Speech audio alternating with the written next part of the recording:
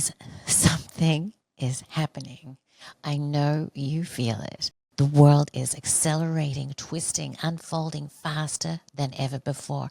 I mean, the truth is every day we're flooded with more information than an entire civilization would have processed in a lifetime just a few centuries ago. Time is no longer the rigid sequence of past, present, and future. It bends, it collapses. And it's really interesting because if you read Itzhak Bentov, The Stalking the Wild Pendulum, again, which is a book that's featured in the CIA Stargate material, he talks about the fact that as our consciousness increases, time and space just change. Reality glitches, right? We have aspects of deja vu, timeline shifts. The sensation of being unstuck from time itself happens.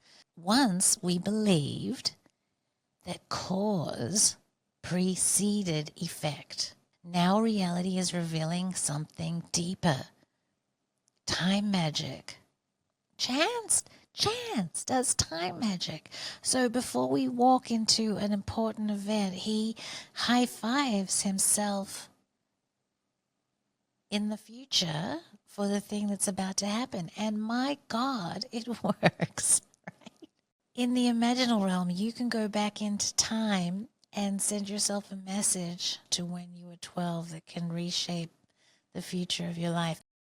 Check this out from one of my other videos I'll post below. So one morning, that was in 2007, I stood in my bathroom, I was brushing my teeth, and seemingly out of nowhere I heard, it wasn't like hearing, it was some sort of intuitive impression, sort of like a voice, and it said, "Who wants to be a millionaire? That would be a good idea." I know this feeling now that accompanied this impression. I know this feeling can be trusted, and I'll tell you afterwards why. So I auditioned for to be a part in the show. After some while, I got a call I would be in the show. So that was very exciting, of course. I had to name a few persons who would be my helpers, who I could call. And then at the beginning of 2008, I went to the show, and fascinatingly, I had help from a writer who I knew. She was on the show, and she does mental training as well. And she said, "I'll coach you. I'll tell you what is gonna happen." So she told me how it would look like exactly, and that I should imagine myself sitting there. The questions at the beginning where I don't know if this is the case in the English-speaking world as well, you have to put some things into the right order, and I was imagining that, and oh, I am the fastest. So I would come in the center, and I would being asked these questions, and she also guided me through this process via my imagination to how does it feel answering the first question correctly. So that's €100. Oh, that's easy. Okay, next one. I said, no, let's go to the big questions. And she said, no, let's go step by step. And funnily enough, it went exactly this way. And every time I had a small hiccup in my imagination, and I'm not sure about this one. This was the exact moment in the show where I hesitated, where I was not sure enough, where I had to ask the audience or had to call some of my helpers. And well, I came to the million euro question, but I couldn't answer that one. If I had trusted my intuition completely, I would have answered that correctly also, but I took the money in the case of Austria, that's 300,000 euros, that's the question before the last, and I mean, that was amazing. I was in shock for 14 days. I had experienced not so long before that I couldn't pay my rent, and so this large sum of money just blew my mind. And I also got help from my father. He is a person that is very proud of his knowledge, but he wouldn't be quick enough on the phone to be my helper, and so he called me one day and said, I don't know, I have some answers for you, maybe they can help you. And he said some random facts like who won the Nobel Prize for Literature in 1923, or some things like that, things he knows. And there was also a question about sports, who won some sort of, downhill skiing event. I don't know anything about it. I don't care. In this year, I've never heard the name of the guy. And then I was in the show, and this was one of these hiccups or thresholds. There was the sports question, and I said, I don't know anything about sports. I don't care. And the question was, the daughter of which sports star won the finals wherever. And the name of the father was exactly the name my father told me of the guy who won this. So I trusted his intuition, and it was correct.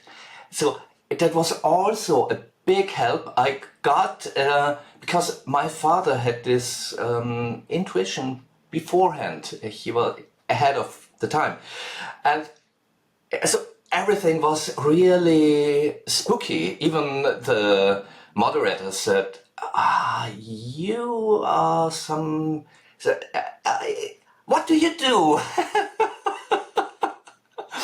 And I said, well, I work with magic. And said, oh yeah, you exude this vibe, and that's some really uncanny stuff going on here.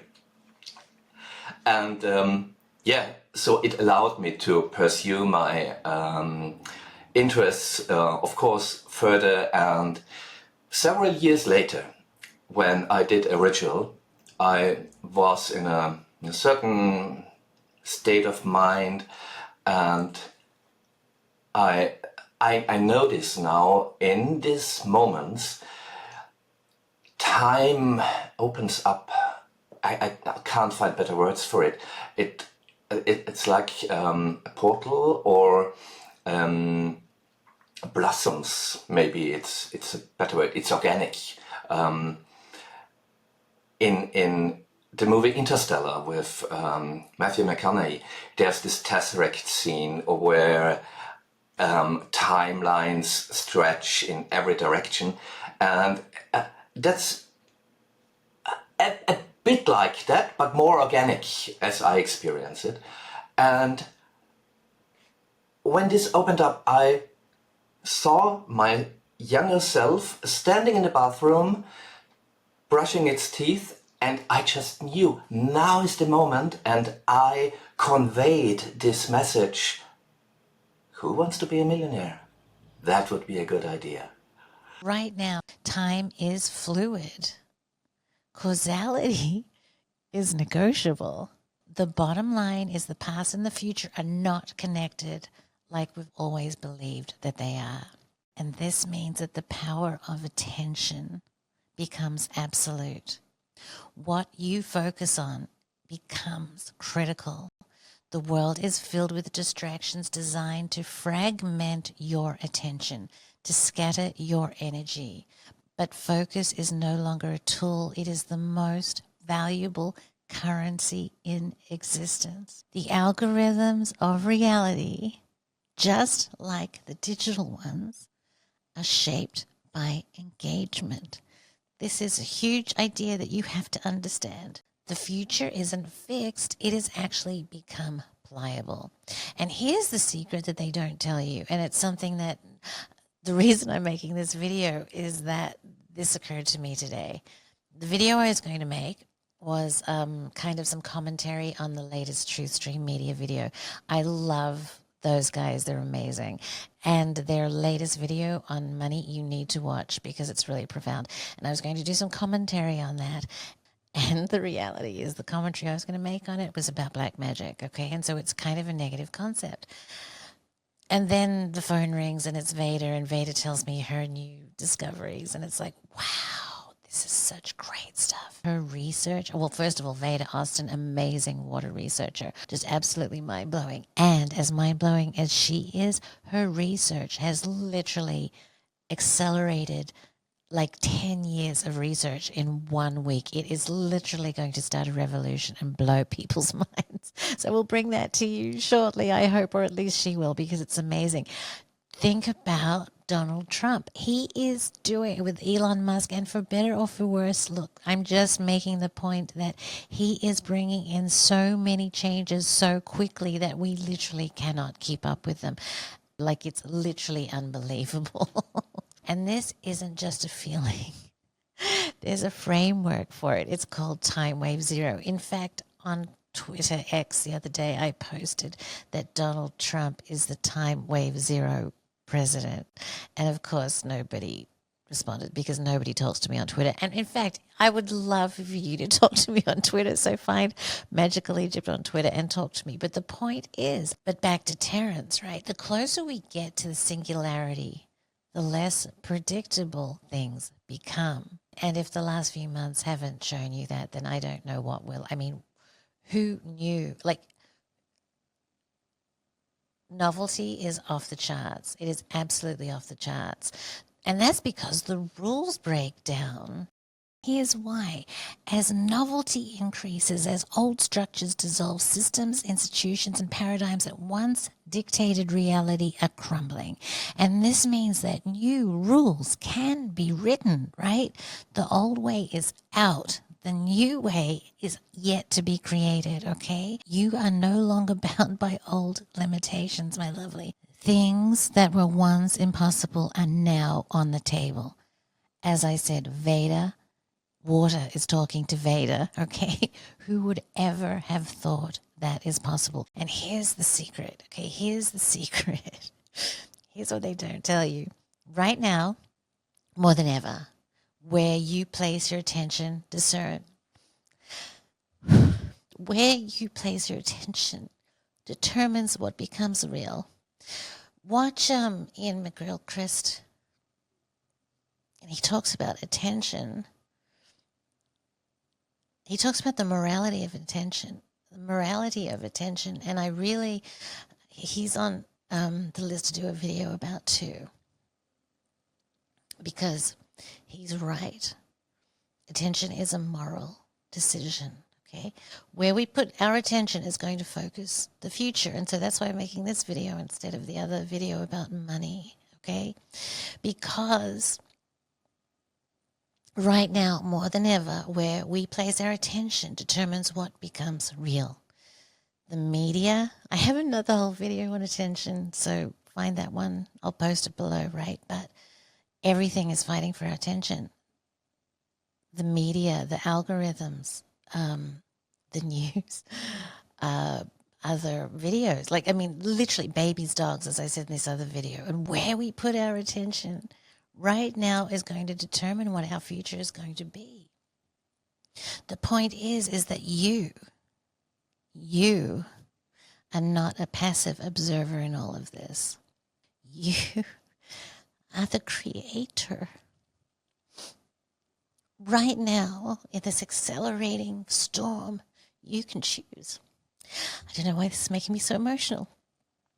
what you do, what you invest your energy into, what you put your attention into, what thoughts you feed determines the future that we breathe into being.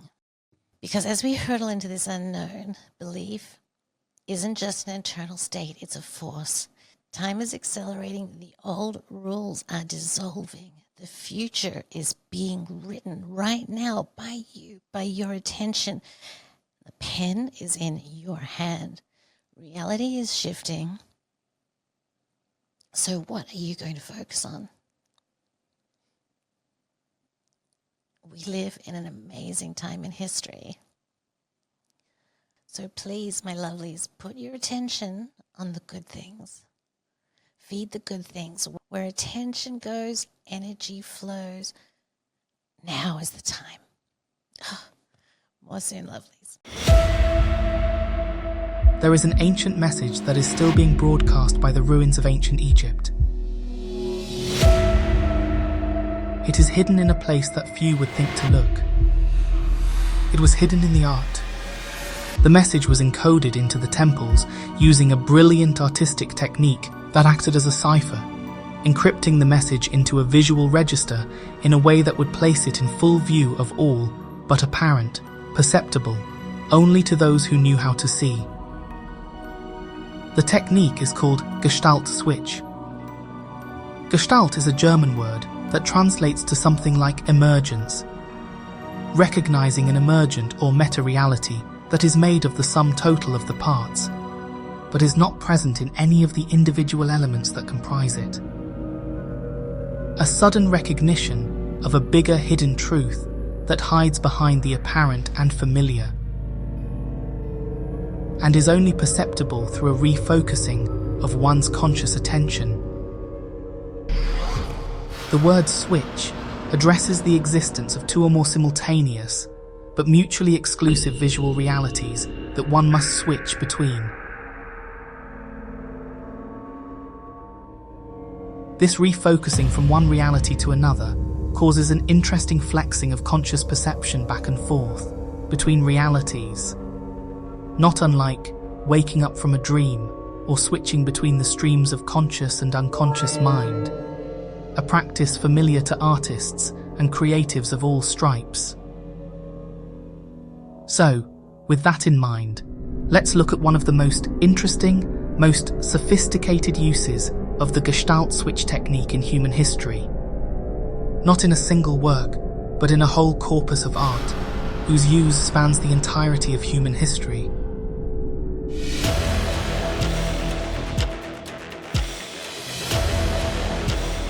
In this case, the two simultaneous realities that the composition incorporates are an overt image and an occult or hidden image, sometimes woven into the negative space, or coexisting as a double exposure in the geometry and sweep and details of the primary image. Some expressions of Gestalt switch are instantly obvious, while other examples are insidiously sophisticated in their integration of secret semiotic reference and layered symbolism.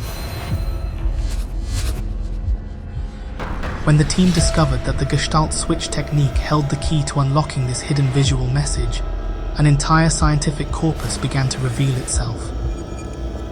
In all these cases, the secret referent, the key to understanding the hidden message, is understanding that these images serve as an accurate and detailed map of the brainstem and diencephalon, and seem to chart the specific biological components that are key to our experience of consciousness. The visual design of the monuments and temples was not only a master expression of artistry and engineering, it was further remarkable for its ability to transmit a rich and multi-layered visual message, using an array of sophisticated visual languages. This technique, this mode of visual communication, is not limited to two-dimensional art, not even to statuary. The architecture itself shows the use of this strange and arcane artistic technique. This is, in every sense of the word, occult art on a massive and pan-cultural scale. Strangest of all, The ancient message focuses on a notorious blind spot for modern Western science. A mystery so intractable that it is referred to as the hard problem of consciousness. Here we see the Egyptian god Khnum with an ornamental headdress that perfectly schematizes key components of the diencephalon, in this case from the axial view. Note the perfect correspondence with the pineal and pituitary glands, the thalamic lobes, the third ventricle, even the wings of the corpus callosum. In the ceremonial Atef crown and elsewhere in Egyptian art, there are perfect schematics of the horns of the hippocampus and amygdala as well. The ancient visual transmission seems to relate very specific and detailed schematics of the biological components involved in our experience of consciousness. And stranger still, goes on to offer considerable commentary on the nature and function of consciousness itself.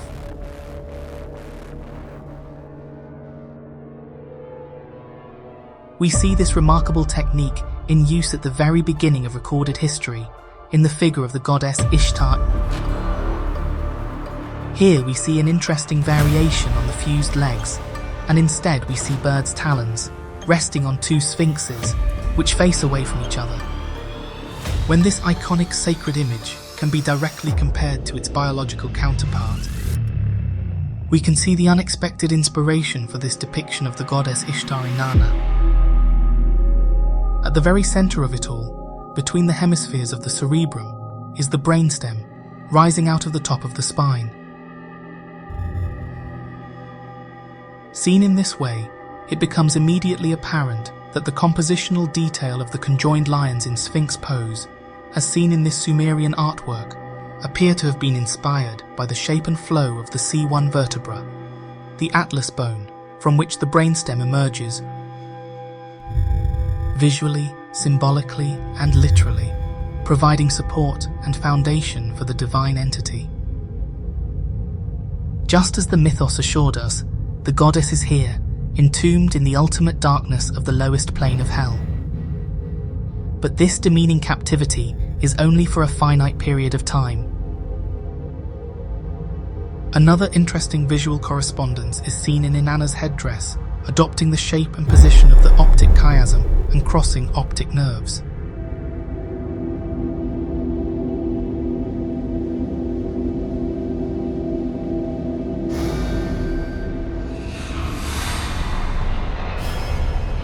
The bird's talons are a brilliant way of schematizing the splitting of the medulla oblongata into the four streams of cerebrospinal fluid that descend down the spine. Another interesting correspondence is the placement of these upper talons that indicate the location of the vagus and accessory nerves along the side of the medulla.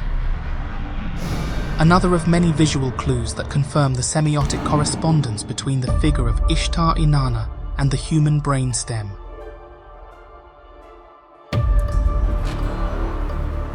The discovery of this hidden message, encrypted through the ingenious application of the Gestalt switch technique, opens a door to an unprecedented new understanding of the intelligence and scientific sophistication of our most distant ancestors.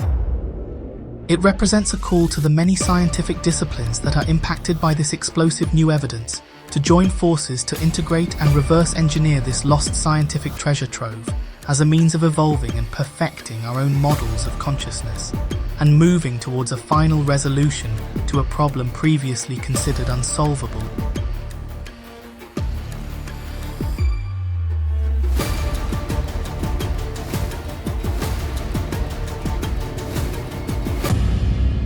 To watch the entire documentary cataloguing these remarkable new discoveries, visit us at www.magicalegypt.com.